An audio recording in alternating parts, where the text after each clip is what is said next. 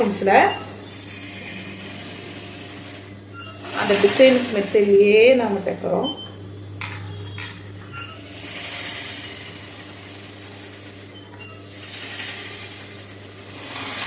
இப்போ நம்ம தைச்சாச்சு. இது ரன்னிங்ல இது இங்க வச்சாச்சுங்க. இதோட ரன்னிங்ல இது தைக்கிறோம். ஓகேங்களா?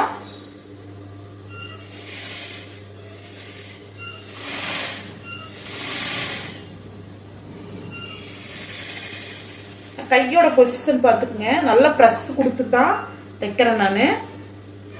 அப்படியே மேலோட்டமாக தைக்காதீங்க. நல்லா ப்ரெஸ் கொடுத்து தான் நான் தைக்கிறேன். இப்போ நம்ம எடுத்தாச்சு. 2 பக்கம் ஆப்போசிட் தைக்கிறேன். இப்போ நான் எதுக்கு இப்படி வைக்கணும்? நான் இப்படி எல்லாம் வச்சு தைக்க மாட்டேன். நான் ஃபர்ஸ்ட் ஒன்று தைப்பேன், தைச்சு முடிச்சுட்டு அதை எடுத்து வச்சுட்டு தான் நான் இன்னொன்று எடுத்து வச்சு தைப்பேன் அப்படின்னு ஒரு விதண்டாம்பாத பேசுறவங்களாம் நிறைய பேர் இருக்கிறாங்க.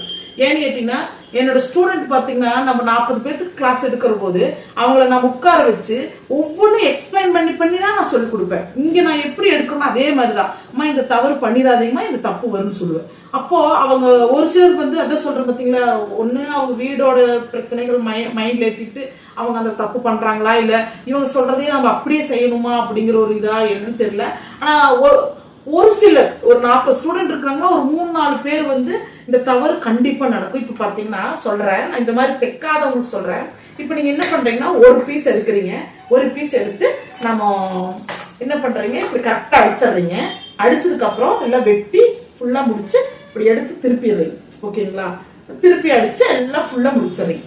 முடிச்சதுக்கு அப்புறம் இந்த துணி நீங்க கட்டிங் பண்ணது போது ஒரு பக்கமா இருக்கும். இது பினிஷிங் பண்ணிட்டீங்கன்னா இது எந்த பக்கம்னு உங்களுக்கு இப்போதைக்கு தெரியாது. பினிஷிங் பண்ணி எல்லாம் எடுத்து முடிச்சோம்னா இப்படி திருப்பி பார்த்தா இது வலது பக்கம், இது இடது பக்கம் தெரியும். ஆனா தைக்காதுக்கு முன்னாடி உங்களுக்கு அது தெரியவே தெரியாது. இது எந்த பக்கம் போகுதுன்னு தெரியாது. ஏன்னு கேட்டீங்கன்னா, நீங்க வைக்கிறது வலது பக்கமா இருக்கும், தைச்சு முடிச்சா இடது பக்கமா வந்துடும், மாறிடும். ஓகேங்களா? அப்போ எந்த பக்கத்தை வச்சு தைச்சுட்டு எந்த பக்கம் திருப்பினீங்க உங்களுக்கே தெரியாது. ஓகேங்களா?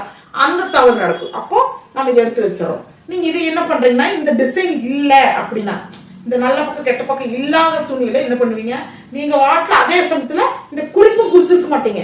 ஒரு பக்கம் தான் குறிச்சிருப்பீங்க, ஒரு பக்கம் குறிச்சிருக்க மாட்டீங்க. அதை என்ன பண்றீங்க, ஆப்போசிட் பக்கம் வச்சு தைச்சிருங்க. தைச்சு பினிஷிங் எல்லாம் முடிஞ்சு எல்லாம் டாட் குறிச்சு எல்லாம் தைச்சு முடிச்சதுக்கு அப்புறம் நீங்க பேக் தைச்சுட்டு எடுத்து வைக்கிற போது ரெண்டையும் ஒரே பக்கம் தைச்சு வச்சிருப்பீங்க. ஒரே பக்கம் எடுத்து தைச்சு வச்சிருப்பீங்க.